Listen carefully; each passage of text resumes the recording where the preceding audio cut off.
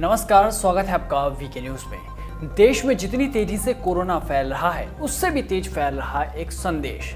ऐसा संदेश जिसे पढ़कर पहली बार में आप बेहद ही दुखी हो सकते हैं, सोच में पड़ सकते हैं और अपनी संवेदना को काबू में रखने की कोशिश करते हुए सरकार पर सवाल उठा सकते हैं कि देखो सरकार क्या कर रही है। और ऐसे ही संदेश सोशल मीडिया पर वायरल हो रहे हैं। जाहिर है कि कोरोना बीमारी या ऑक्सीजन की कमी, बेड की कमी से इस समय पूरा देश जूझ रहा है। मदद मांगने वाले एक उम्मीद के साथ सोशल मीडिया का उपयोग कर रहे हैं। अस्पतालों के हालत से जुड़े पोस्ट या फिर कोविड से परेशान लोगों की पोस्ट, मौत से जुड़ी हर पोस्ट आपको परेशान कर सकती है और आप सोचते हैं कि काश मैं कुछ कर पाता।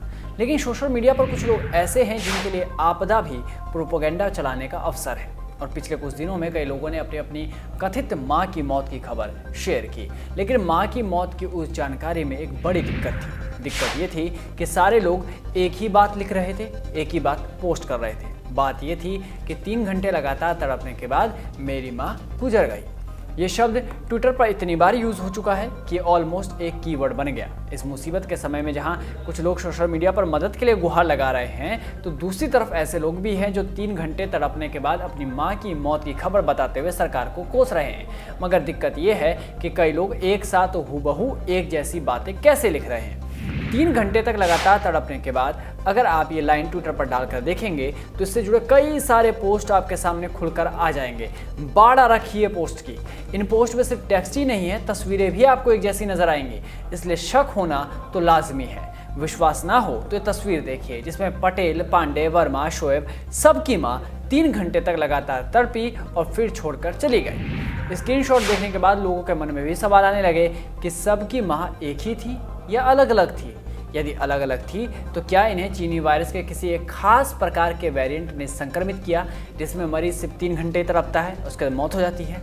क्या इन सब का डॉक्टर एक ही था, अस्पताल एक ही था, जो घटना एक जैसी है? ये सवाल लाजमी है। दरअसल माँ शब्द बेहद ही मार्मिक होता है। माँ के देहांत की खबर सुनकर कोई भी भावुक होता है और इसी का फायदा उठाकर ये प्रोपेगेंडाबाज माहौल को और ज़्यादा पैनिक करने की कोशिश में लगे हुए हैं। सत्ता को कोसने के लिए इन्होंने एक वाक्य को पकड़ लिया है और माँ शब्द का इस्तेमाल कर लोगों की भावनाओं के साथ बखूबी खेला जा रहा है। और अंत में, इस पोस्ट के अंत में आपको दिखेगा कि मेरा परिवार हार गया, आपका सिस्टम जीत गया, ये लिखकर चेपा जा रहा है। पर रुकिए, सिर्फ माँ ही नहीं मर रही है। एक स्क्रीनशॉट और वायरल हो रहा है, उसके मुताबिक नाना भी मर रहे हैं। ये तस्वीर देखिए जिसमें पता चला है कि स्वाति मालीवाल के नाना जी का जब नोएडा के शारदा अस्पताल में आधे घंटे तक एडमिशन नहीं मिला तो उनका देहांत हो गया। स्वाति जी के नाना जी के देहांत की खबर जैसे ही फैली तो कमाल की बात यह थी कि एडोल्फ हिटलर, कल्पना मीना और वेंकट आर के नाना जी भी क्या नोएडा के उसी अस्पताल में पहुंचे ताकि आधे घंटे तक एडमिशन का इंतजार करें और एडमिशन ना मिलने पर मर सके?